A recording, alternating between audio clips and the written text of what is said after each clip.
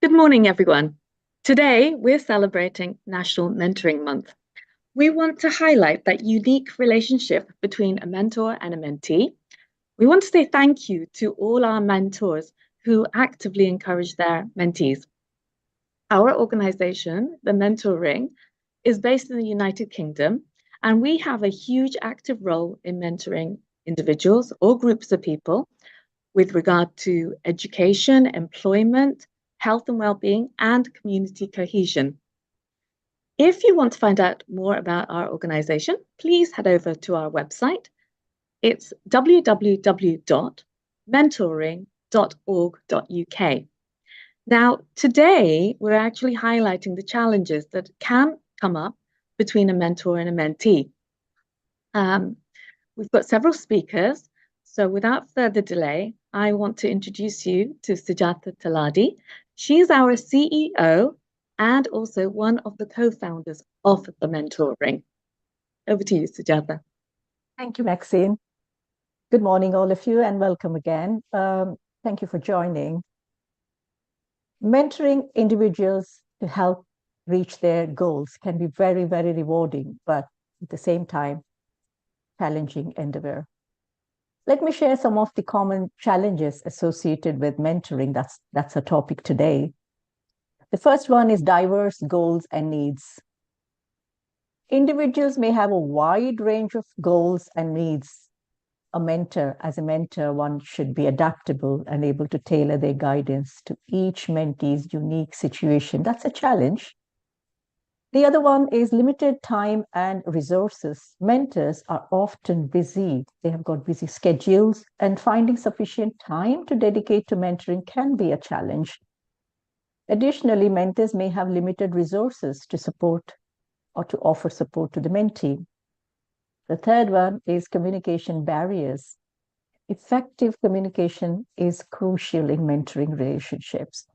Challenges may arise due to differences in communication styles, cultural backgrounds, or interpersonal skills.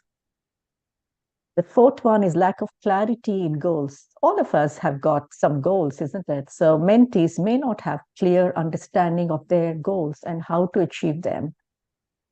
There is timeline, there are a lot of protocols and steps, but mentors need to help mentees articulate their objectives and develop a realistic plan.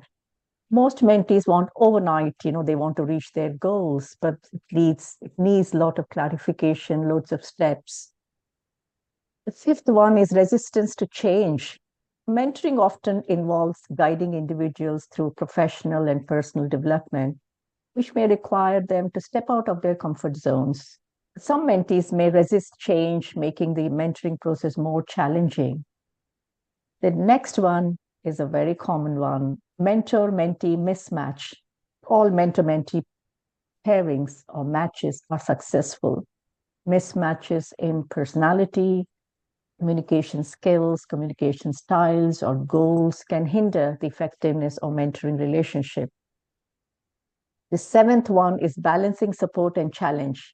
Finding the right balance between offering support and challenging mentees to grow can be tricky. Too much of support may hinder their independence or progress, while too much of challenge may lead to frustration to the mentee. So we have to be very, very careful in how we encourage them. The eighth one is the limited expertise. Not all mentors will have all the expertise because mentees will keep demanding, and mentors may not always have the expertise in all the areas relevant to mentees' goals or the goals that they change. Acknowledging these limitations and finding ways to supplement that expertise is very, very crucial, and mentors need to be learners, and then they learn within the mentoring relationship. The most important one, the ninth one, is the maintaining boundaries. It's important for mentors to maintain professional boundaries. Now, it always happens that it overlaps with the personal one as well. So overstepping boundaries or becoming too personally involved can be counterproductive. This is the most important one. And people feel uncomfortable, mentees feel uncomfortable, and they try to distance from yourself. The last one is measuring success. You need to know whether they are making any progress or not, assessing the success of a mentoring relationship And determining the impact on the mentee's goals can be challenging because we don't know where we are. So clear metrics and feedback mechanisms are very crucial and essential. Addressing these challenges, there are many more, but I could just think of these today. These challenges require effective communication, empathy, adaptability, and a commitment to ongoing learning and development on the part of the mentor. Successful mentoring involves navigating these obstacles collaboratively with the mentee, fostering a positive and supportive environment for growth. That's from me. And I'm not sure if the next speaker, Zoraia, is here. Is she? Hi, Zoraia. Hello, Good to see you. Our next speaker is Zoraia. Did I pronounce it right? Zaria. Yes. Thank you. Zoraia is a mentoring manager at the University of Westminster. Zoraia manages the delivery of the award-winning Future Ready mentoring programs at Westminster and have been working within the mentoring sphere for the last 9 years across higher education and charity sector. Over to you, Zoraia. Thank you so much, Siddhartha, and it's great to be here to share a bit more about this really important topic. I think a lot of what you've already mentioned is so vital when considering sort of the challenges of mentoring and everything that's involved in your role as a mentor, but also in the perspective of mentees when they are getting into a structured mentoring program. So as Siddhartha has mentioned, my role predominantly focuses on running career mentoring programs at the University of Westminster. And these are focused on supporting students and recent graduates and connecting them with industry professionals. So in our university, some of the key challenges that we see arising from mentoring relationships really tend to be around that point of finding a commonality between mentors and mentees. So one of the points that Sujatha mentioned, which was around matching and considering why we are connecting two individuals together, can really help with creating the mentoring relationship and giving it the best start. So one of the things we do is to really understand in a lot of depth what exactly the mentee is looking for, and trying to pair that up with the expertise of the mentors. So where at first maybe it might seem like there's not much commonality between the two, I think what we try to really encourage within our mentors and our mentees is to approach a mentoring relationship with an open mind, and to always give it a go. I think sometimes those relationships where at first it seemed quite rocky, and by the end of the program, whether it's 3 months, 6 months, or just an ongoing mentoring relationship, we've been able to see such a huge change. And there's so much around that which builds the confidence within the mentees and the mentors, and it's very much a learning experience, and it's very rewarding for mentors. I'm sure Sujatha can share more of her experience as well working with our students, but we've really seen a change in that, and using different success measurements and looking at those testimonials, that feedback that we get from the students, really helps shape the training or the key areas of focus that we have when we are supporting mentors throughout their experience on our programs. So I'm very happy to be here and obviously get involved with the discussions, but I'll pass it back to Sujatha unless there was anything specific you wanted me to touch on. Thank you so much, Zoraia. It's lovely to have you. And we've worked together and we are still working. I'm looking for a mentee now if there's a gap. So the Westminster University recently had a mentoring event in November. Yes. And that was very, very successful, similar to what we wanted to do. So we would love to partner with Westminster University for future events on mentoring. And if there are any mentors who would like to mentor us, or if mentees need, we would love to partner with you, Zoraia. Oh, that sounds great. My experience with the mentoring students at the Westminster University was amazing. One of the students had really grown. I think she had a dream, and now she really reached her goals, and it was wonderful. I thought she would come again today, but she said she's working. So it's a success story that I could share, but I couldn't take her permission for me to mention her name or about her. So over to you, Maxine. Thanks so much, Sujata and Zaria. It's really, really good to get your insight and your feedback from all your expertise. Now, our third speaker is Dr. Yusuf Rangunwala. He's a psychiatrist by profession, and he's also on our board of trustees. So, Yusuf, if you would like to share your challenges in mentoring, that would be great.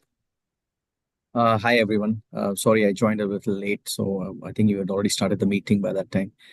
I mean, my journey was, I mean, I've gone through the challenges of mentoring as well as I've become a trustee as well. So the main issue which I felt was, meeting cultural needs of the mentees, matching the people, matching the mentees, and it can be quite a challenge sometimes, because you don't know what would work, what wouldn't work, and sometimes mentees and mentors can compare with each other about what cases or cohort they've got, and that can be quite a challenge. Along with the cultural barrier, there's also about the finance aspect of his time. Time is a big factor in mentoring people. Convenience also is a big issue because sometimes it's difficult to get volunteers to shell out their own personal time in mentoring. Like it can be a challenge. And I mean, I've worked with Sujata for quite a few years, so I know running the whole institution, along with mentoring, along with funding, along with problems coming up every day, firefighting every day, it can be quite difficult and challenging. And I think Sujata might agree to those issues. Sorry, there's a background noise because I'm actually in a conference center. That's why there's background noise as well. Yeah, that's pretty much what I had to say about a few of the challenges that I've faced. Yeah, thank you. Yusuf, thank you so much. I mean, again, another interesting perspective from everything that you've had to encounter. We're going to move on to Chetna Sinha. She's a solicitor by profession and also on our board of trustees. Chetna, if you would like to carry on. I don't know, for some reason my photo is not coming. Oh. Yes, I can say something. I have been a mentor as a pro bono basis as an immigration lawyer.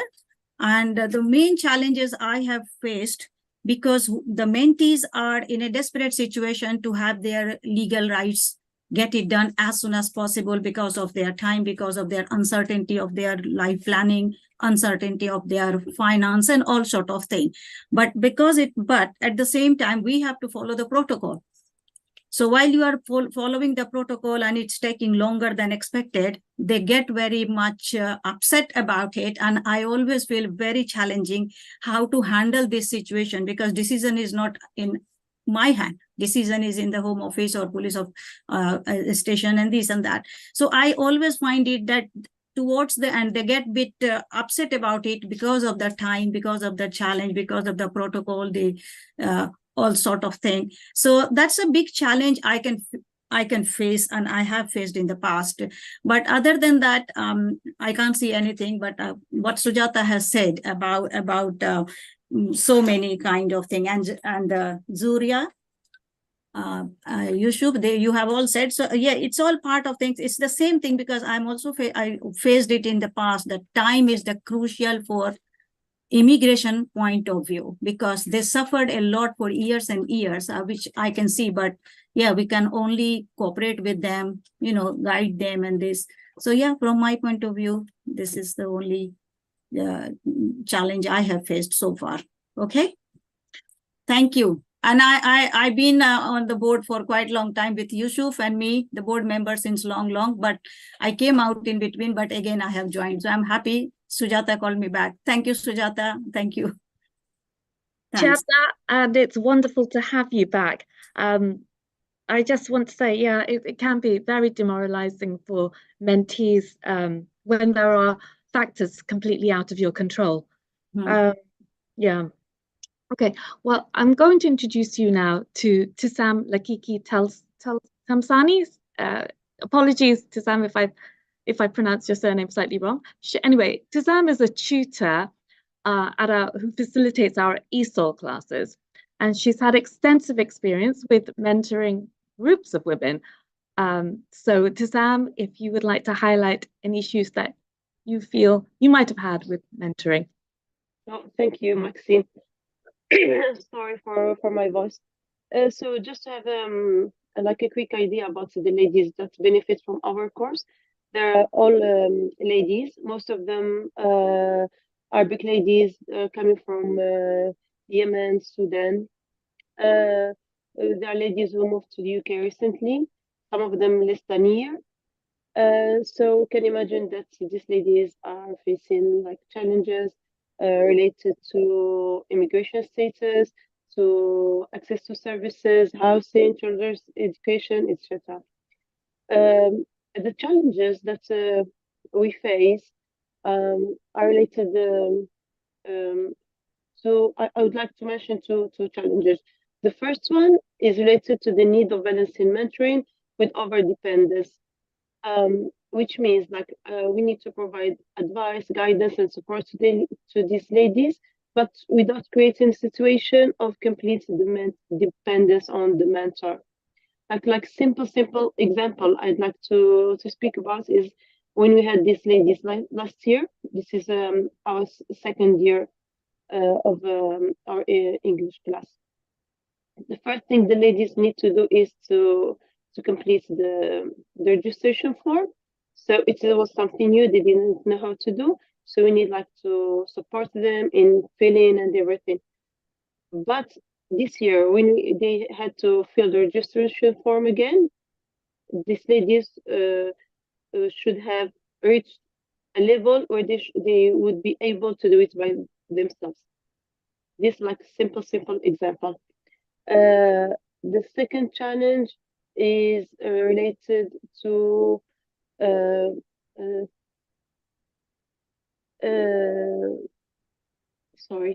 to the expectations. Oh yeah, sometimes I feel like these ladies expect a lot of things from me that are beyond my ability, and especially in relation to the immigration status. And like only yesterday, I received a phone call from a lady who had issues with her immigration documents, and she wanted me to help her, but I'm not a solicitor. So in this case, what I feel in a situation where I would like to help her, but it's not something that I can do. I shouldn't give her an legal advice because that would be wrong. That wouldn't be helpful. My advice would be like against not so helpful. So I feel like the lady was a bit upset, disappointed, but at the same time, what I try to do is speaking to her, telling her that it's not the end. If the application was rejected, she can do another one.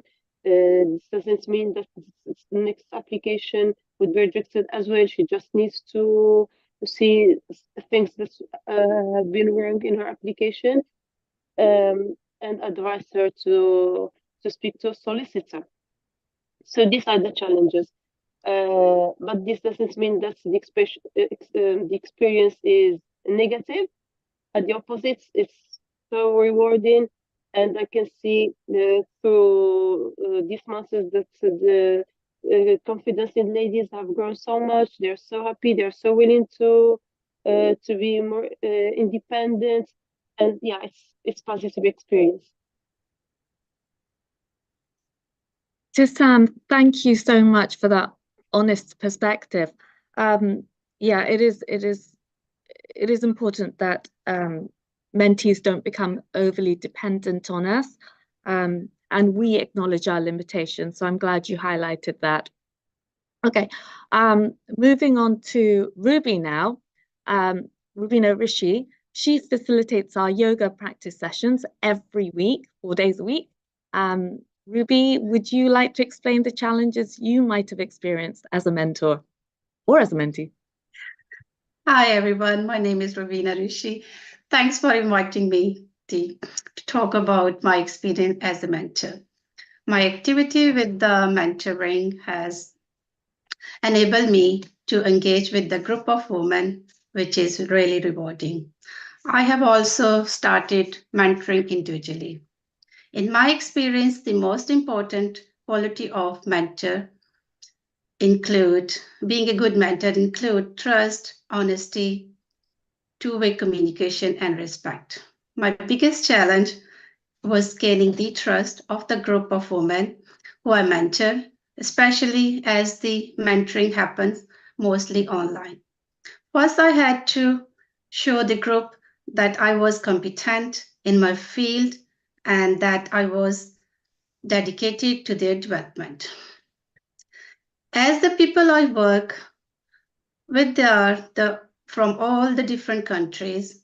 I have to make sure my communication is clear and there's no language barrier.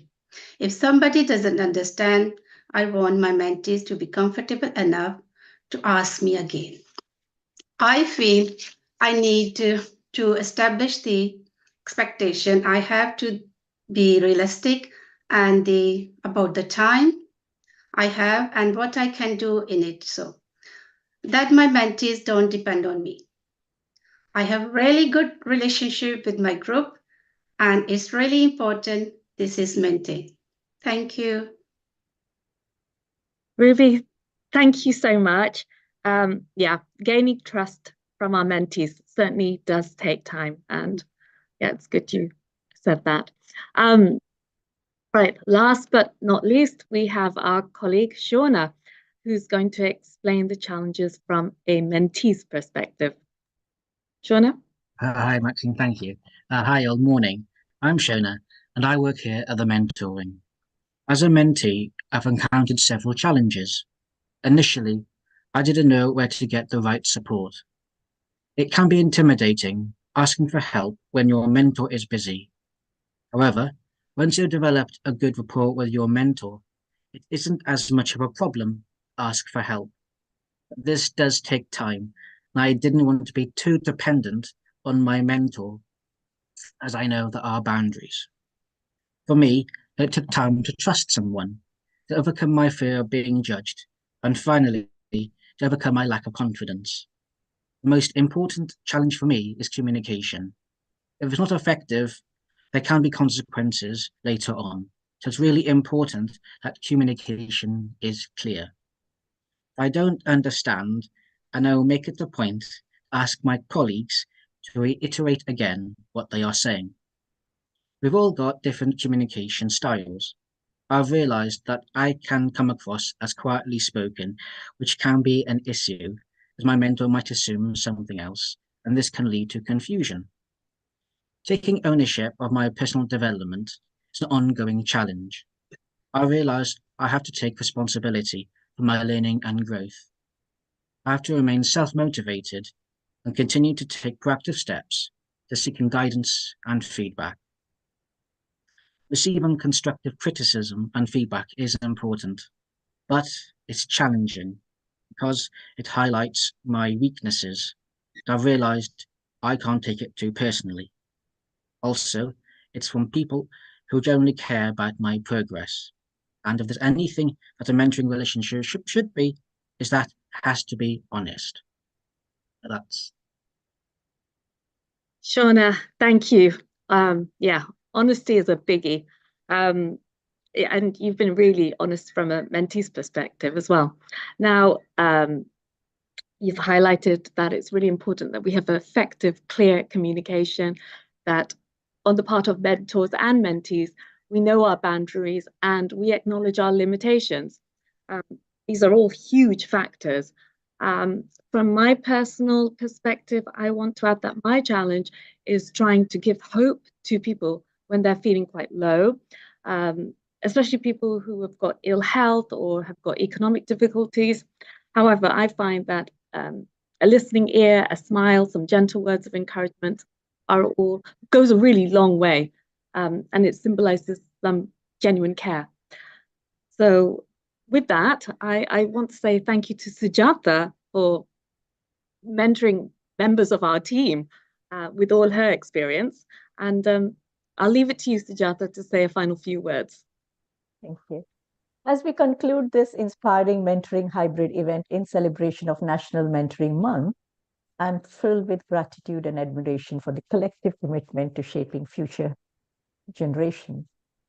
Over the past 13 years, the mentoring has delved into the profound impact that mentorship has on individuals, communities, and our society at large. National Mentoring Month serves as a reminder that the seeds we plant today through mentorship will blossom into a future of empowered leaders, compassionate citizens, and thriving communities. The ripple effect of our efforts will extend far beyond these walls, leaving an indelible mark on the lives we touch.